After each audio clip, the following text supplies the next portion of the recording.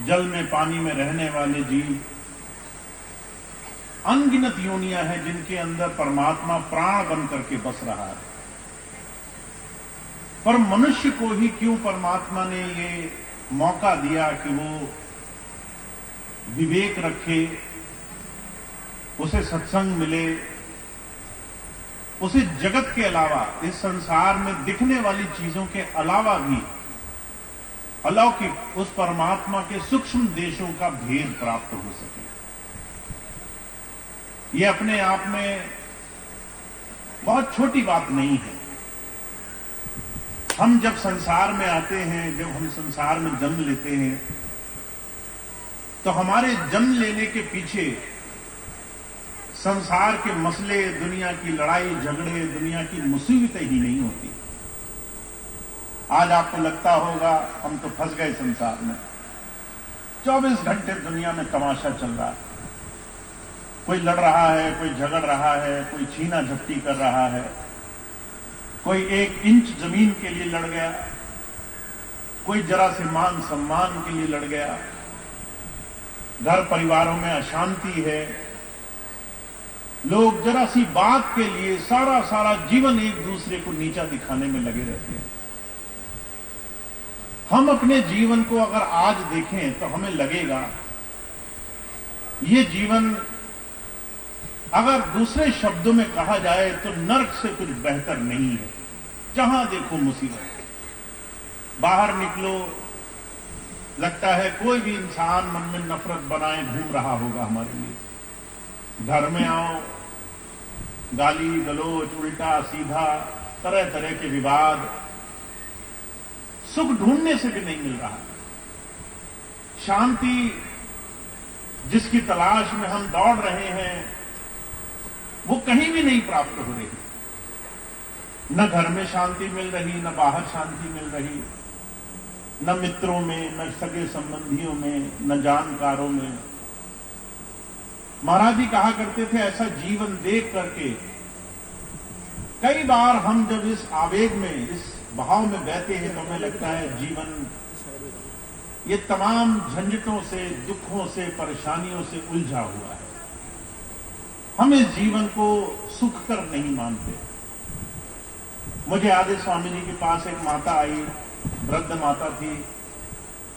स्वामी जी से कहने लगी, स्वामी जी मेरा ये जीवन दुख में बीत गया, मेरे जीवन में मुझे कोई सुख नहीं मिला, आप बस मुझ पर ऐसी दया करो, मुझे अगला जीवन फिर से मनुष्य का मिले, और मिले तो मुझे बहुत सुख भोगने को मिले। ऐसी हम सबकी भी तो कामना होती है ना।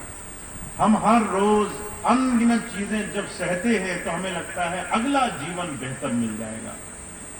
हमारे मन में कामना होती है सुखी जीवन कुछ और होगा, जहां ज्यादा पैसे होंगे वो सुखी होगा, जहां बड़ा घर होगा, लोग तुम्हारी बात मानते होंगे, तुम्हारे पास शक्ति होगी, बल होगा, जिसे चाहोगे डांट दोगे, जहां चाहे वहां अपनी ताकत दिखा दोगे, तो लोग शायद ये मानते हैं हमें उस जीवन में सुख मिलेगा।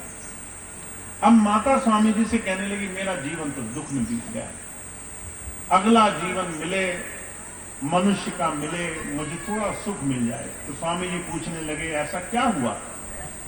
तो माता कहने लगी, कोई मेरी नहीं सुनता, बच्चे नहीं सुनते, पति नहीं सुनता, घर में चारों तरफ महाभारत लगी रहती है, जरा जरा सी बात पे लड़ाई झगड़ा, अनबन, छोटी छोटी चीज पे मन खराब। कभी मुझे नहीं लगा किसी ने मेरे लिए कुछ किया और मैं बहुत दुखी हूं। स्वामी जी ने बात सुनी, स्वामी जी बहुत हंसे। स्वामी जी कहने लगे, मां ये तो जन्नत की कहानी है, तुझे कैसे लगता है अगला जीवन मनुष्य का मिलेगा ही मिलेगा? तुझे क्या उम्मीद है कि तेरा अगला जीवन इससे बेहतर ही होगा? तुझे कैसे पता कि अगले जीवन में बहुत सारे सुख तेरा इंतजार कर रहे हैं? हमारी ये कल्पना है, हमारी ये भावना है कि जो है वो पर्याप्त नहीं है, वो अच्छा नहीं है, इससे अच्छा कहीं बाहर है, दूसरी जगह है। और जब हमारे मन में भावना आ जाती है, जब ये भावना घर कर लेती है, तो संसार में उस आदमी को झुकाना कोई भी बड़ी बात नहीं है। उस इंसान को आप जो चाहे करा सकते हो। किसी को गुलाम बनाने के लिए, किसी को परतंत्र बनाने के लिए सिर्फ मन में यह भावना आ जाए कि मुझे कम मिला, मुझे पर्याप्त नहीं मिला, मैं दुखी हूं, ये काफी है किसी इंसान को गुलाम बनाने के लिए। सारा संसार बड़े बड़े शातिर, चतुर, माहिर लोग इंतजार करते रहते हैं ऐसा कोई जाल में फंसे और हम उसे इस छोटे से डर के कारण, भय के कारण अपने जाल में फांस सकें। आज आप देखिए दुनिया में तरह तरह के, भारतवर्ष में खास तौर से तरह तरह के ऐसे साधन बन गए जिसमें आदमी दौड़ता रहता है, इस जगह जाए, उस जगह जाए, इस मठ, उस द्वार, इस तीर्थ, उस व्रत, उस उपवास में, तरह तरह की जगह में भागता रहता है। मैंने देखा जिन्हें गुरुजी मिल गए वो भी पूजा पाठ में लिप्त हैं, जिन्हें गुरुजी मिल गए वो भी तरह तरह के कर्म कांड में चुपचाप लगे हुए हैं। मन में द्वैत भरा हुआ है, एक के नहीं हो पा रहे हैं। मन में ये है, ये काम तो यहां से बन सकता है, चलो मोक्ष गुरुजी दे देंगे, पर दुनिया के झंझट कैसे दूर होंगे? और ये झंझट के लिए संसार एक बीज बो देता है कि तुम्हारे झंझट दूर होंगे जब तुम 16 सोमवार करोगे, जब तुम एकादशी रखोगे, जब तुम तीर्थ करोगे, व्रत जाओगे, फल चढ़ाओगे, जब पूजा करोगे, जब तुम मन्नत मांगोगे। कई भाई बहनों को मैंने देखा ताबीज बांध बांध करके चलते, कभी हाथ पे ताबीज, कभी गले में ताबीज। क्यों चलते हैं?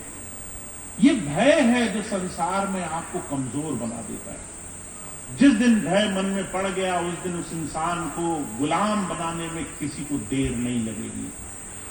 महापुरुष जब आते हैं ना तो वो आपकी आत्मा में घर करने के लिए आते हैं।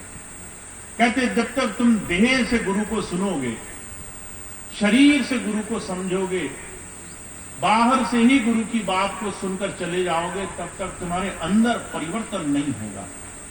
तब तक तुम इस संसार के, इस काल माया के चक्कर से अपने जीवन को संवारने की दिशा में कभी कदम नहीं उठाओगे। हमारे जीवन की महत्ता अगर समझनी हो तो इसको समय से आंकना चाहिए। जितना समय तुम्हें संसार में मिला ये अपने आप में अद्भुत है। इस संसार की किसी भी चीज से कोई तुलना नहीं की जा सकती है। हुजूर एक मिसाल फरमाया करते थे। एक बार एक आदमी था, बहुत दुखी, बहुत परेशान। वो बाबा जी का, किसी महात्मा जी का शिष्य था। वहां जाता, जब परेशानी दूर नहीं हुई तो एक दिन नदी के किनारे चला गया कि मैं तो आज आत्महत्या कर लूंगा, आत्मदाह कर लूंगा, आज मैं अपना जीवन समाप्त कर लूंगा। महात्मा जी उसे मिले, कहने लगे यहां क्या करते हो? कहने लगा जीवन बहुत दुखी है, आज मैं इस जीवन से तंग आ गया, अब मैं आत्महत्या करना चाहता हूं, मुझे और नहीं जीना। गुरुजी कहने लगे अगर तुम मुझे 1 घंटा दे दो तो उसके बाद तुम आत्महत्या कर सकते हो, 1 घंटा बस मेरे को दे दो। अब उसने कहा 1 घंटे में क्या फर्क पड़ता है, अभी तक जिए, 1 घंटा और सही, परेशान तो हैं, 1 घंटे बाद मर लेंगे। गुरुजी के साथ चला गया, गुरुजी उसे लेके गए और जब बाजार में गए तो एक सेठ के पास गए। सेठ के कान में कुछ बोला।